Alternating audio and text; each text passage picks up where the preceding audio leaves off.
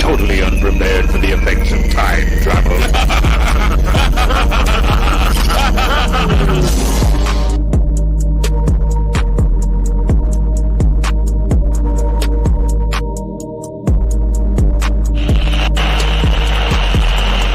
There seems to be no sign of intelligent life anywhere.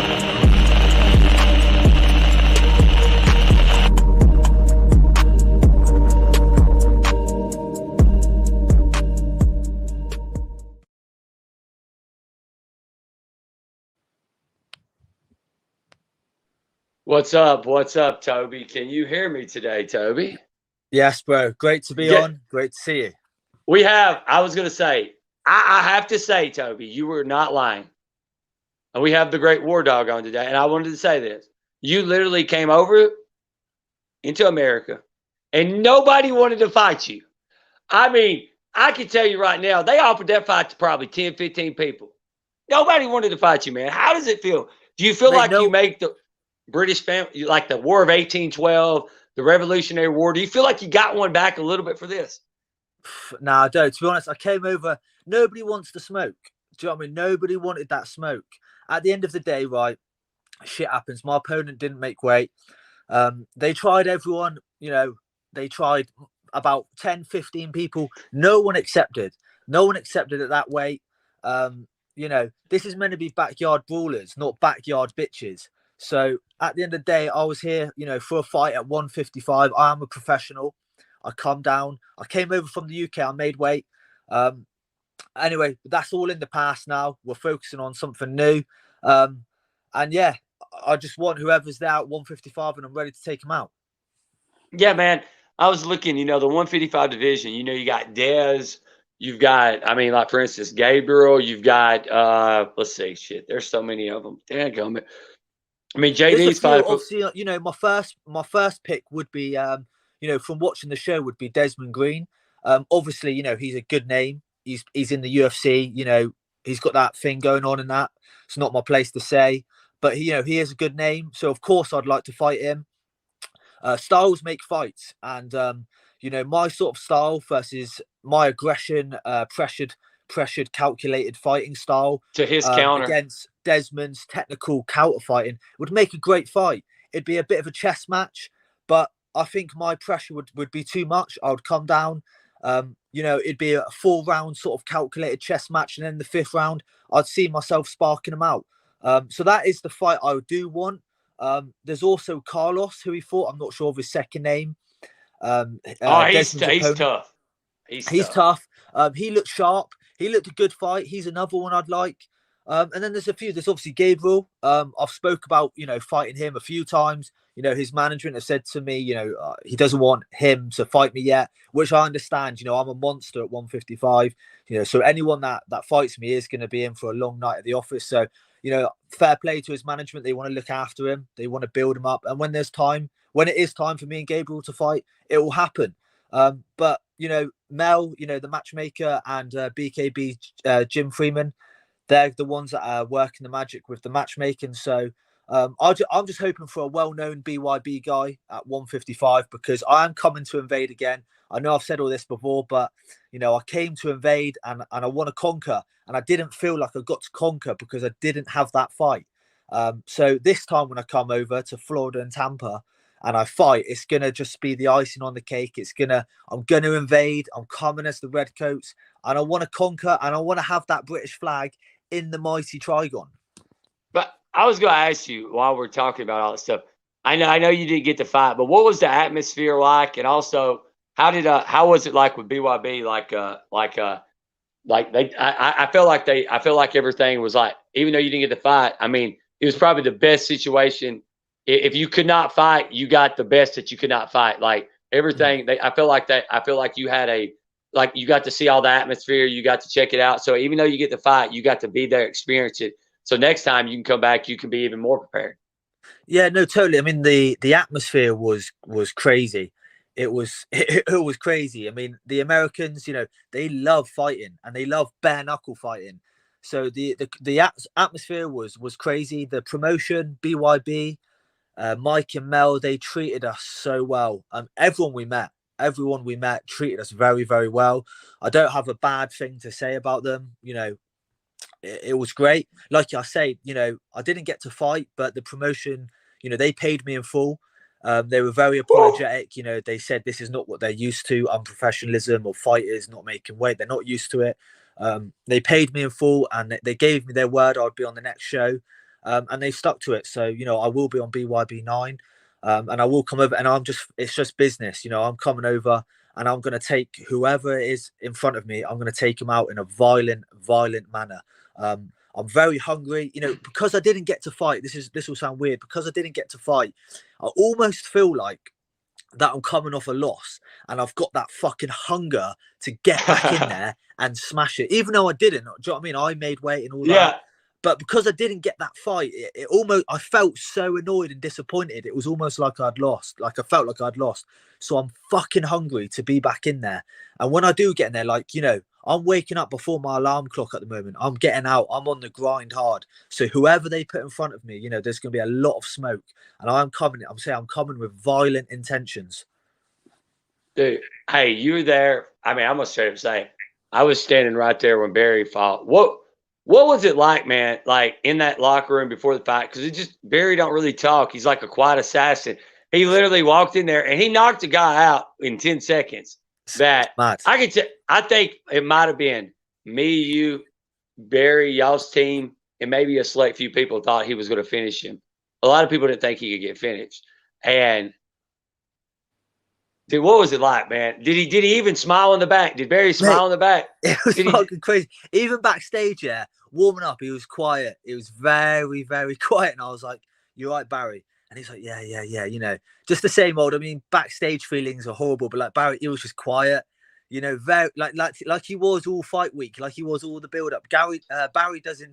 Gary, that was a joke.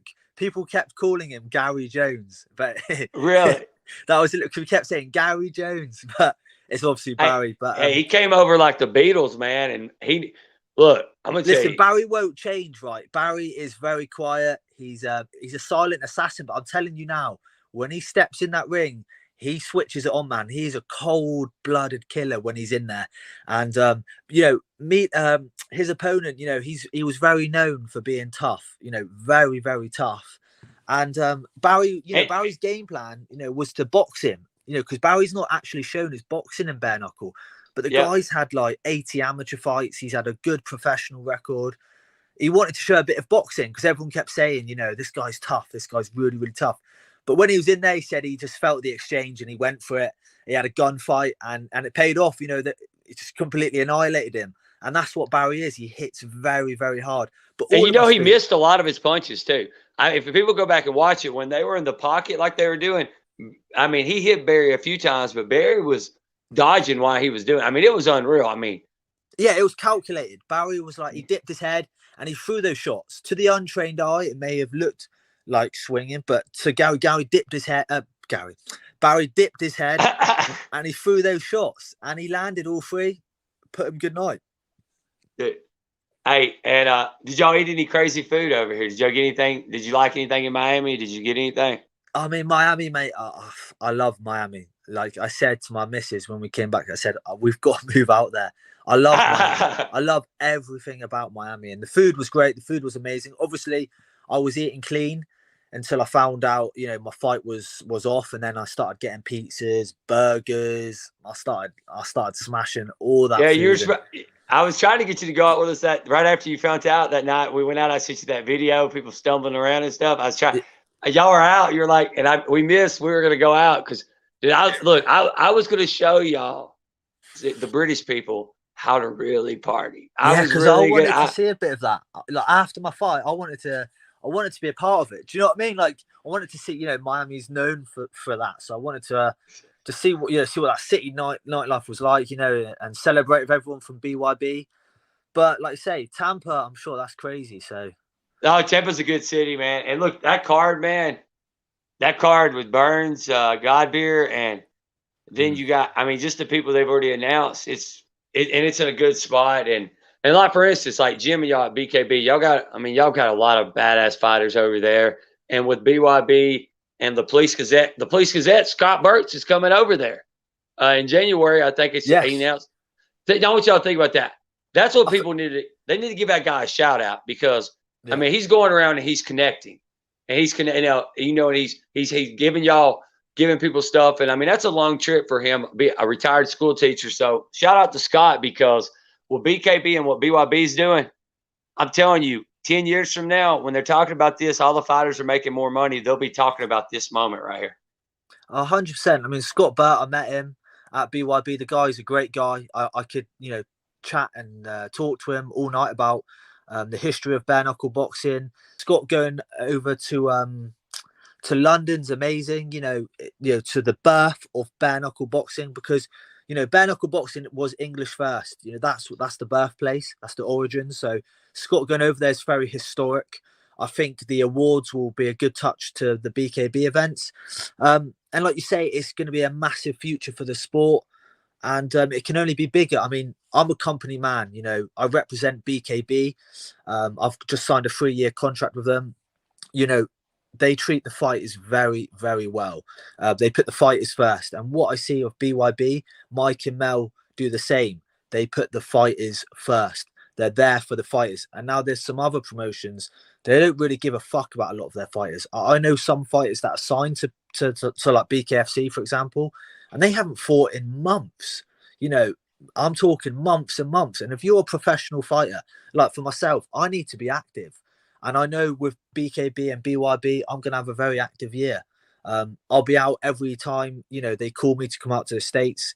Every time they want me to fight the O2, I'm there. I'll be at the end of the phone and I want to be active, And so the partnership with BKB and BYB, it can only mean great big things. Yes. And okay, so Toby, I know you're busy. It's nighttime there and everything, but I wanted to ask you this right here. Next year at this time, this is next year. Where will Toby be at next year at this time? What your prediction of your future this year? I'm 100% gonna hold a title, whether that be with BKB or BYB. I mean, by the end of it, I'd like to be getting a title shot with both of them. So, that's where I see myself this time next year. So that'll be at the end of 22. Well, we'll be going into 23. Yeah. So 100%, I will be a bare knuckle champion. 1000%. Dude, I've been telling everybody. I said, you could be the Conor of bare knuckle. You could be the Conor of bare knuckle. If everything works out just exactly, T's are crossed and the I's are dotted.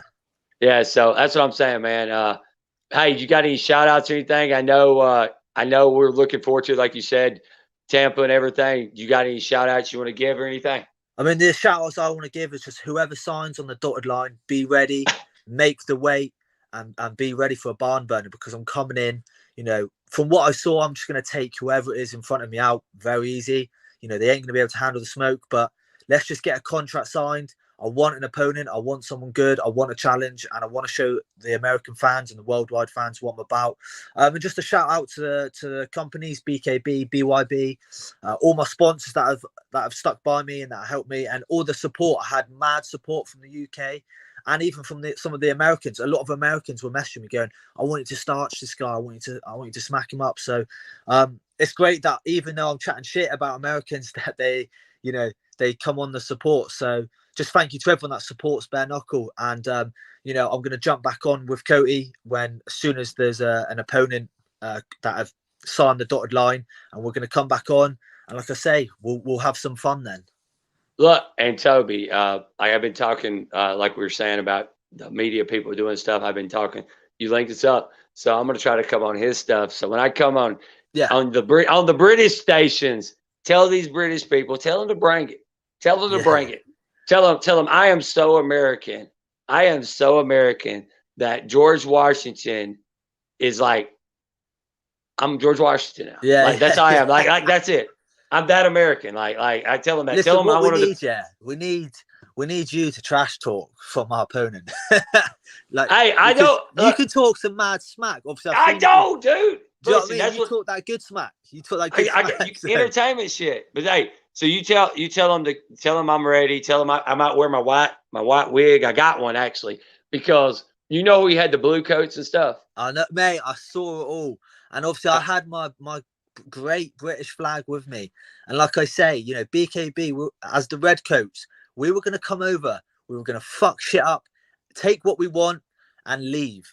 Do you know what I mean? And I saw you're there with your blue coats, and I thought, man, like, do you know what I mean? I needed to be there. We needed. Well, I brought it. I told listen, you. you bring those boys. You bring those boys to Tampa for sure. Oh yeah, dude. We're gonna have all kinds of stuff, man. I just wanted just thanks for coming on. And last thing, like I said, check out my sponsors, MMAcoin, Terphouse Farmz.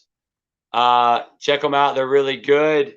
And the PowerHitter, check them out. I didn't put them on the screen today. Chachi is off today traveling, and I totally forgot to put them on the screen. But Toby, thank you for coming on today, man. And I'll be getting this up later on. Shout out to Mike and Mel for just keep doing what y'all are doing. Nice one, guys.